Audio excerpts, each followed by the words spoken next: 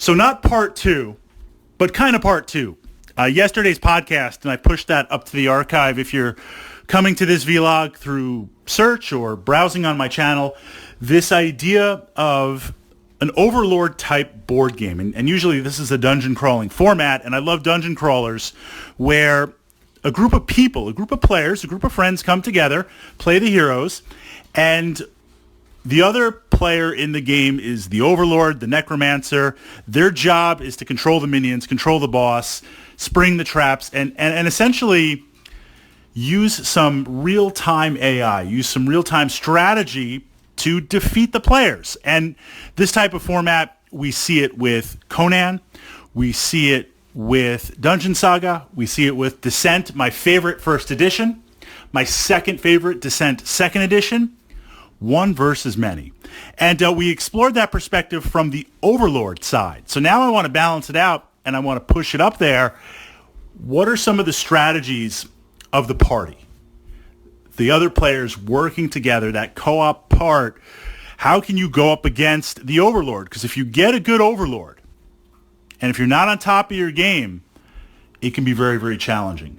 Now, at first glance, there's a formula that all these games utilize, and there's some tactica that they all utilize. At first glance, it seems like things are a little bit easier for the players, the heroes of the game, because there's 4 or 6 or 3, whatever multiples that they're playing, against one player. So it seems the reverse, where it's like, hey, 3, 4, 5 players are ganging up on Fritz. I'm always the Overlord, ganging up on one.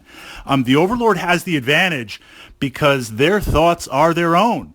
I'm sitting here as the Overlord, strategizing in my mind, looking at my minions that are available, looking at the hand of cards that I can play. The only decisions I have to make or not make are what I want to do. When you're an adventurer, when you're playing the hero, you have to coordinate with other players. You have to coordinate and work 100% as a team. I'm not naming any names, but if you go off on your own, if one player goes off on their own because they're going to go after all the loot, that disharmony creates a problem in terms of executing strategy. It leaves openings for the Overlord to potentially exploit in there. So right away, number one, you need to work as a team. You need to be on the same page. And this can be challenging because what we see here is alpha gaming or alpha players where one person, maybe they know the rules better or they have a different perspective. There is the possibility, I'm not saying it is going to happen, but there's the possibility that they're going to push their will on the other players. They're going to make the decisions for the other players on there. It's like, hey, here's what we're going to do. You're going to do this. You're going to go there. You're going to move here and use this ability. You do want to dial that back. You want to work as a team and have everyone have their own voice. Everyone play their own character on there. But role play, strategize, tactica, figure out what you're going to do. Work as a special forces, a fantasy special forces type team in there. So that's kind of the first piece.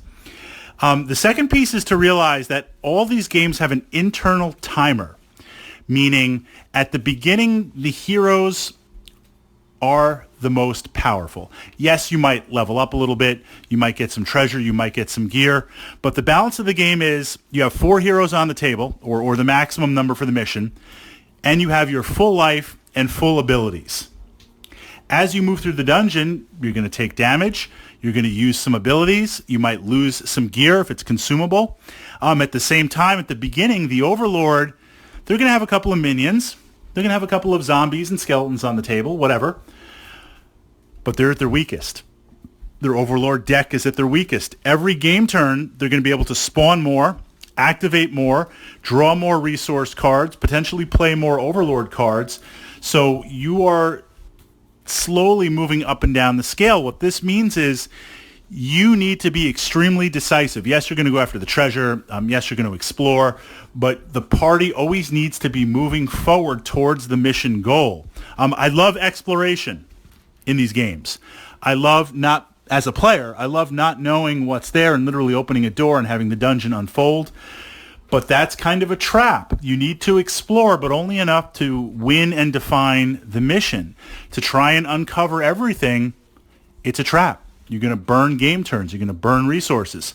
So you're slowly getting weaker. The Overlord is slowly getting stronger. We need to keep that in mind. You need to be advancing. The last piece is overlap.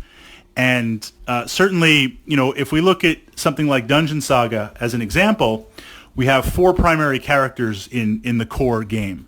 We have the dwarf, who's super tanky and almost impossible to kill, pushes out some decent damage. We've got the barbarian, who's very lightly armored, but the number of attacks that the barbarian can execute is insane. We've got the elf. She has ranged attacks.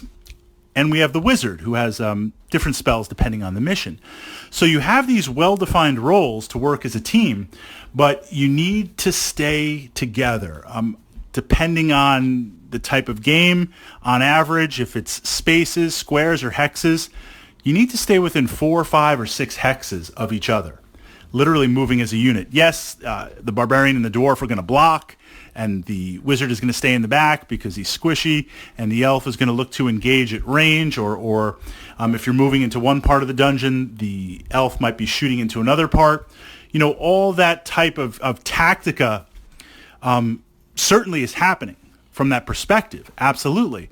But you need to stick together, because as soon as you begin to divide the party, as soon as you move off a little bit, or if there's a break in there, that now means the Overlord, the Necromancer, the Game Master, they're going to be able to exploit one character. They're going to be able to gang up and really put out the volume of dice on you and hurt you. You're going to be very, very vulnerable from there. So really looking and really trying to pay attention to that and see how it can happen from that perspective to make sure it doesn't happen. That's the DNA. That's the primary formula to utilize in these games. We looked at the Overlord. We looked at the heroes. Now the two come together and you get to decide what side you want to play.